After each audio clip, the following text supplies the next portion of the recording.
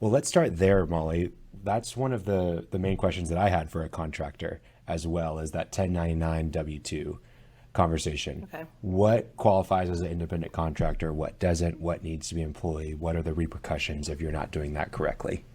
Okay, good question and very timely. This is something we hear a whole lot about right now. A new rule was issued with the Department of Labor last fall, I think October, maybe somewhere in that time frame. I say new rule, it's not necessarily a new rule. And I say that because it essentially rolls back some guidance that came in place during the Trump administration and takes it back to what it was previous to that time. So the 1099 employee issue is something that can vary drastically depending on the political climate and the current political landscape.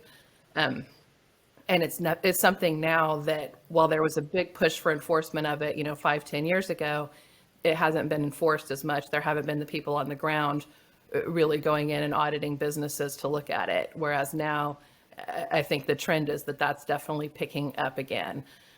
When you talk employee versus independent contractor, there's a whole lot of different tests for that.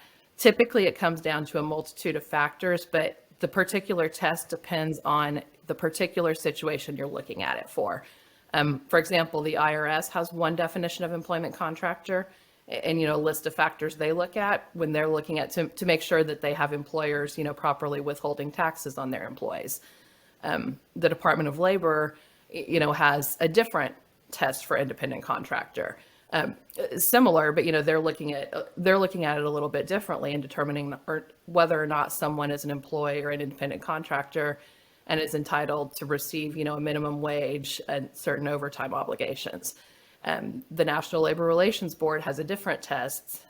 Courts use different tests in looking at liability under different employment laws, and that can vary based on the jurisdiction you're in. So the first question you're looking at is really, why am I looking into this and what particular analysis am I using? I say that because there's here are the 45 factors you look at in determining independent contractor, because there may be in one situation, but they may vary a little bit in another situation. Once you look at those factors, you then have to look at how that agency has interpreted those factors in the past. That sounds really complicated, but to pull it kind of up out of the weeds, it's really not that difficult, because when I speak with a client, for example, I'm asking them questions, is this an individual? Are they working for you 40 hours a week? They've been on you've been paying them as a contractor 40 hours a week for the last 2 years. They don't work for anybody else. If you're looking at that situation, red flag. There's a decent chance that individual's an employee. It's usually not that clear cut. It's usually, someone is performing work for 20 hours a week, but they are advertising to other individuals, but or other clients, but they don't necessarily have any other clients. They're performing work exclusively for you. Then you're looking at the level and degree of control that you as the employer have over that individual. You want to have as little control as possible, but yet, you're hiring that person to do a job. So you need to make sure they're doing a job. They're doing it within the confines of your organization. And this is how we operate. This is what I need from you. So there obviously is some level of control, but you want to make sure that you're not entirely controlling the way they do their work. You're not controlling when they do their work. If they want to do their work at 1 in the morning, they can do their work at 1 in the morning instead of 1 in the afternoon. That's up to they have the full control over that. If they want to do work, at home, if they want to do work at a different location, they're using their own equipment typically.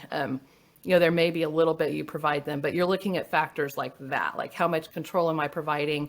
Am I providing you the materials? Am I providing you the equipment? Typically with an independent contractor, there's not a lot of reimbursed expenses, because what you're paying the independent contractor, they're taking their expenses out of that. Their home internet, their computer, their marketing, whatever they do, they're taking out of the rate that you pay them. And so you don't a lot of times see, like I say, reimbursed expenses for independent contractors that you may see for employees. So it's an analysis of looking at that sort of factor, those sort of things, and determining if someone if you really are controlling someone to where they're essentially displacing an employee of yours, then there's a good chance they'll be determined to be an employee instead of an independent contractor. And what are the repercussions if you get that wrong?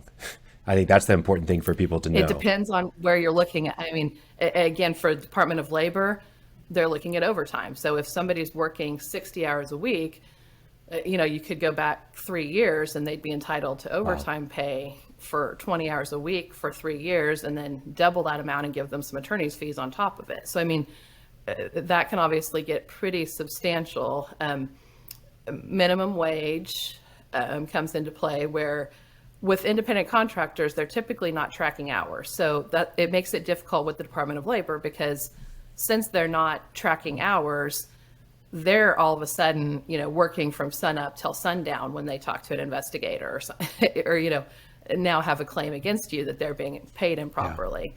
Yeah. And it's really hard as an employer to argue against. I mean, it's your word versus theirs. And you don't really know when they're working, because they're probably not working on site for you as a contractor. Yeah. With the IRS, you're looking at responsibility for, withholding taxes that were not withheld, which you're withholding them from the individual. But if it's because you misclassified them incorrectly, then it falls on the employer, because it's the employer's obligation to withhold those taxes. Yeah. And that's a huge one, because that can really rack up quick. Absolutely. Yeah, for sure. And then just the employment laws, because a lot of times when you're looking at handling matters with an independent contractor, in your mind, you're thinking, oh, they're an independent contractor, I don't need to worry about this or that, because they're not really an employee of mine. And then if they're determined to be an employee, now you've handled something differently than you would if they're classified incorrectly.